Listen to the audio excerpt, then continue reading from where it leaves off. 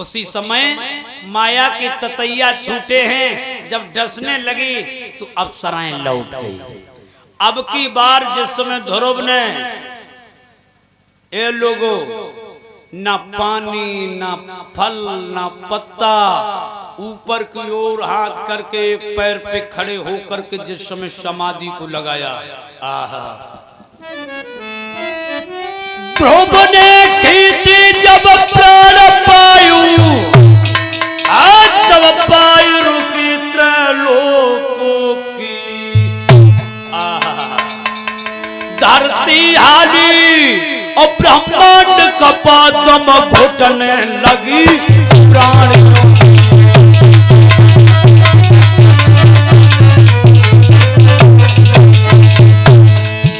धरती हाली ब्रह्मांड कपातम घुटने लगी प्राणियों की।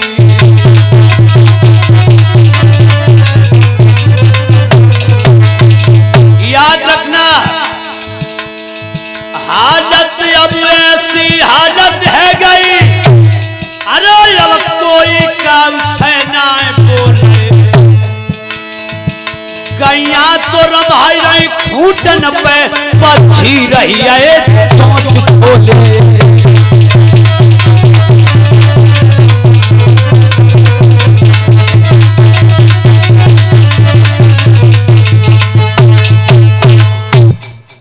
चोंच खोल के पक्षी देखते रह गए, हवा मिलना बंद हो गई। शेषनाग जहर उगलने लगा। नारायण भगवान शेषनाग की सैया पे उठ के बैठ गए। क्या हो रहा है? अरे क्या कोई महाप्रलय होने वाली है? अरे क्या शेष ने करवट बदली है? बात क्या है? तब तक नारद का पदार्पण हो गया।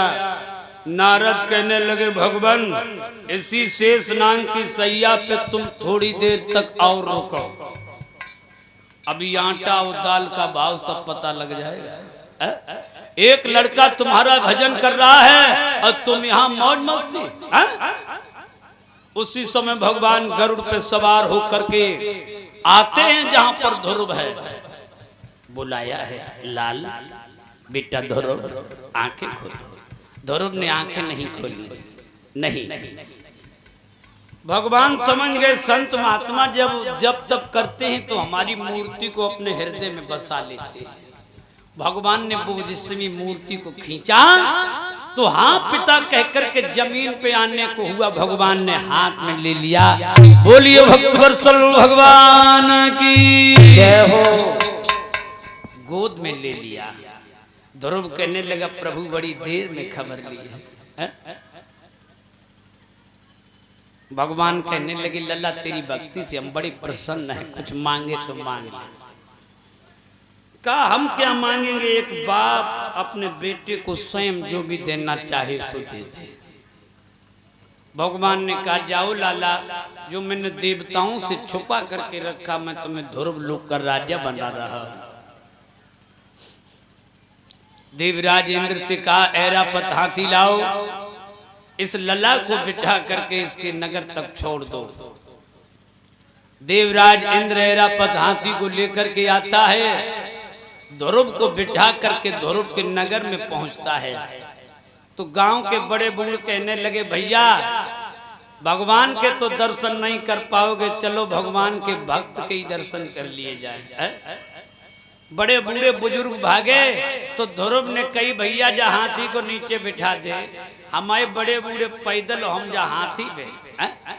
हाथी से नीचे उतरे, चरणों में स्पर्श किया है। ये है हमारे यहाँ की संस्कृति। लेकिन आजकल कोई ऐसा करता है? आजकल कोई बड़ो बूढ़ो अगर नए लड़का से राम और राम कर ले तो लड़का अपने बखा देखत हो कि जाके मतलब हम कछु हमारी जा इज्जत जा गांव में है, ताई से तो डुकरा राम राम कर रो।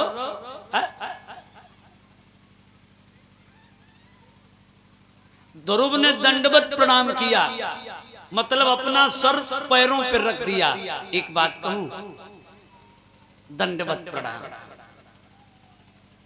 अब तो जमाना इतना बदल गया, कोई अपना मुंह दूसरे के पैरों पे धरता है, कहता हम इतना नहीं कर पाएंगे, ऐसे हाथ लगाए माथे से लगा लिए।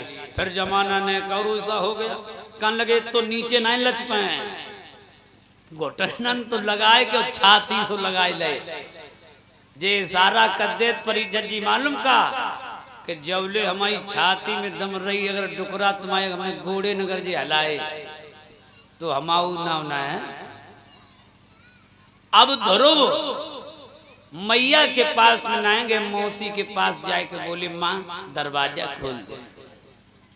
दरवाजा खोला, कहने लगे माँ अगर तू हमारे गाल में तमाचा न मारती ना मैं जंगल में जाता ना भगवान के दर्शन पाता।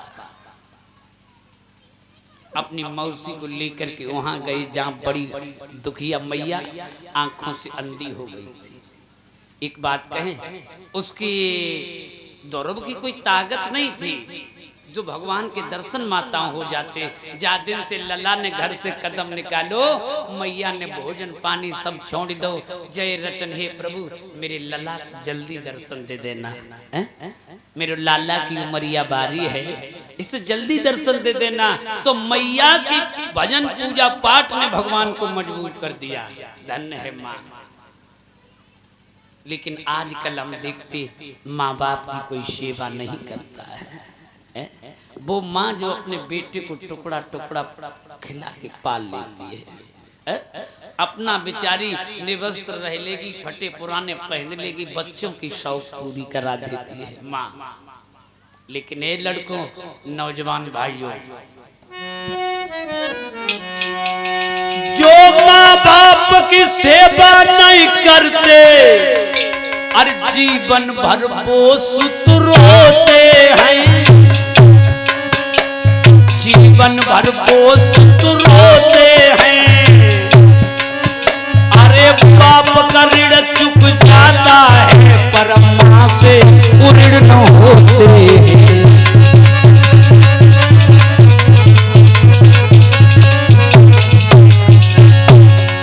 अरे बाप का ऋण चुक जाता है पर माँ से ऋण न होते हैं।